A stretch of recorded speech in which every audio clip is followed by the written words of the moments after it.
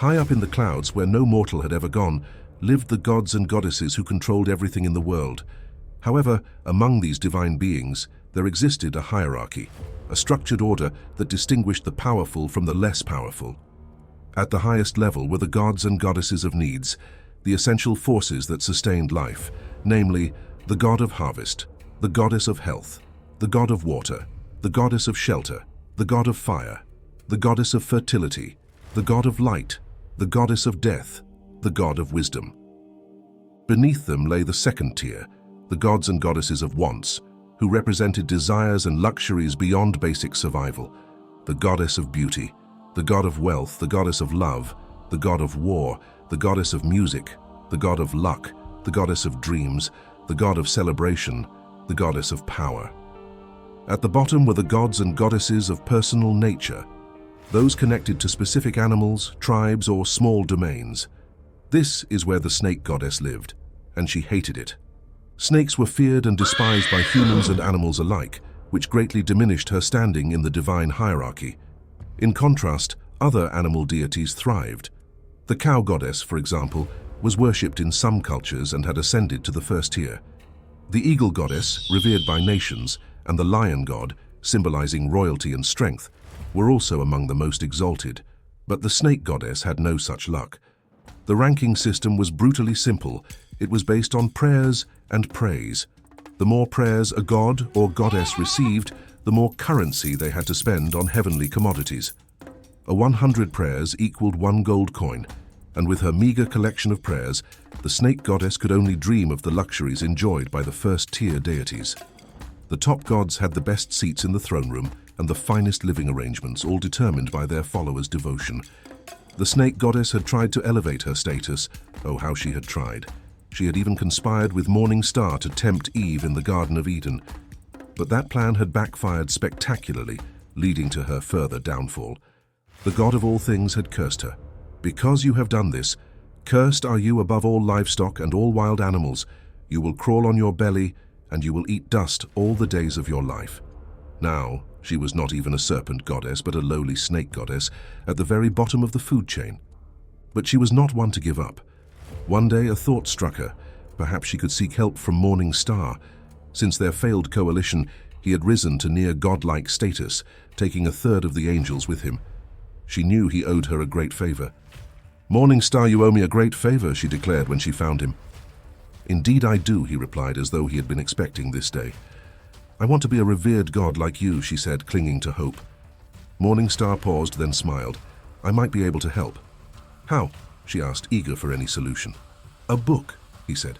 "A book," she repeated, disappointed by the simplicity of the solution. "Yes, a little bird tells me the God of the universe wants a book written about him. Perhaps you should do the same," Morning Star suggested with a sly smile.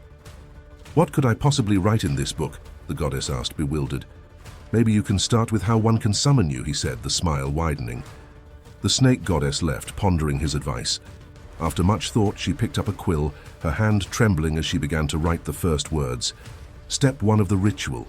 Go to the deepest, darkest part of the forest where no soul can disturb the ritual. Once the ritual starts, there must be no disturbances or prying eyes. And thus the snake goddess began to plot her rise to glory. You are watching the Tales of the Savannah. Subscribe and be part of the tribe. Now let's get back to the story. "Father, we cannot bring Tendai to Cabo to be destroyed. Please, Father, talk to him," Sia pleaded, his voice trembling with desperation. Zoro didn't answer. His gaze was distant, his mind replaying Cabo's harsh words.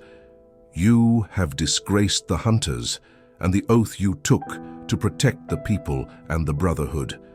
Shame on you, Zoro." Finally, Zoro turned to Sia, his eyes unfocused. "Don't worry, my son. I will bring Tendai here myself. All will be well," he said, his tone unsettlingly calm. Xiao was stunned. "But father," he began, confused and frightened. "Hush, Sia," Zoro interrupted. "Can't you see we are celebrating my friend's engagement? Let us drink," he added, raising his glass as if nothing was wrong. Zoro's mind had fractured under the weight of his conflict. The two things he loved most, his family and the Brotherhood, were at odds, and his mind couldn't reconcile the two. He stood up, raising his glass higher. "To Cabo!" he shouted. Everyone cheered, but Sia just stared, bewildered and afraid. He had no idea what his father was thinking, and it terrified him. Shia felt a tap on his shoulder. "This came for you," a messenger said. Absent-mindedly, Shia opened the letter. The words were simple. "Grandmother has passed. Please come urgently." There was a knock on Nala's door. "Come in," she said. Kwame entered, hesitating at the threshold. "You were looking for me," he stammered.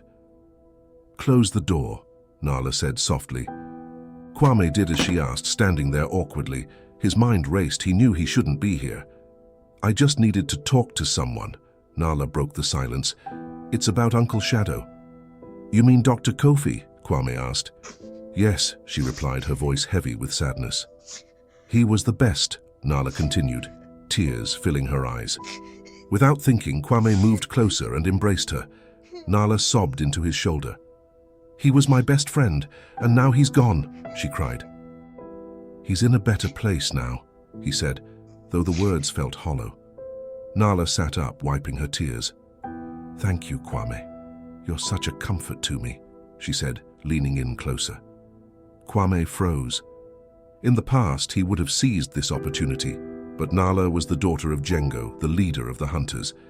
He wanted to gain her father's favor first, but she smelled so good, and the temptation was strong. Maybe he could, he thought, as he began to lean in. Suddenly, the door burst open and Samuel entered. "Your mother and brother are back," he stammered, eyeing Kwame in confusion. Kwame quickly stood up, flustered. "What is he doing here?" Samuel demanded. "Samuel, you should learn to knock," Nala shouted, her anger surprising Samuel. "Nala," Samuel said, confused. Had he misread the signs? He had always thought there was something between them. Jengo treated him like a son, and her mother adored him. The other hunters often commented on what a charming couple they made. Nala would occasionally smile and say, "Thank you." Had he been wrong all along? "Get out, Samuel, get out," Nala shouted. Startled, Samuel left, closing the door behind him. He had never seen Nala this angry. Kwame stood there, unsure of what to do. "Come, you must meet my mother. You'll love her," Nala said, leading the way. Nala's mother, Nandi, was the leader of her group and had been on a mission when Dr. Kofi lost his life. She had wanted to return sooner, but Jengo reminded her of the importance of her mission, and they had 7 days before the burial. Now, here she was. "My true north," Jengo shouted, using the phrase he always did to describe her. He felt lost without her, often seeking her wisdom on important matters. They embraced, Jengo wanting to crumble in her arms as she whispered words in his ear that no one else could hear. "Welcome back," he finally said, discreetly wiping a tear and standing upright. "I see our son is still alive," he added, turning to Bako. Father and son embraced. "Mother, this is Kwame," Nala said after their embrace. "The descendant of Zoro. What a rare find. I've heard a lot about you." "You are welcome, my son," Nandi said, glancing around. "Is Samuel not well? He's usually the first to welcome me."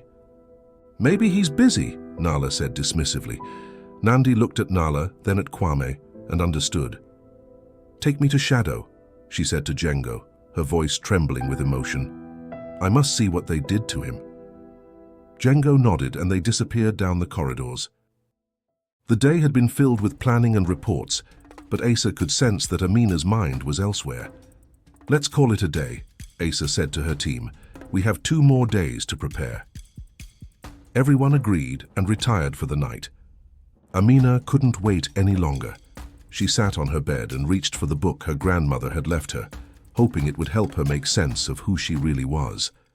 As she traced her fingers over the worn cover, she felt a deep connection to the woman she had never truly known. "Dear Amina," the first page read. Amina sat up straight. She hadn't expected to see her name mentioned in these old journals. "If you are reading this, I am gone, and the gift has been passed on to you. I wish I had done more to prepare you, but I hope this book will help. Amina, there is no easy way to say this. I'm your mother.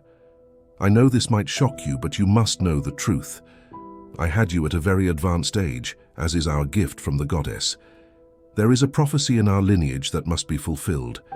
Asa, the queen of the snake people, will rise again, either through you or your children. But I beg you, you must continue this lineage, as I have with you. The people you call your parents were paid to raise you. They are also snake people, like you and me. I made a pact with the snake goddess so that my gift would be passed on to you not at birth, but at the time of my death. I wanted you to have a normal life, as it is not easy being the custodian of this gift. My child, my life has been eventful.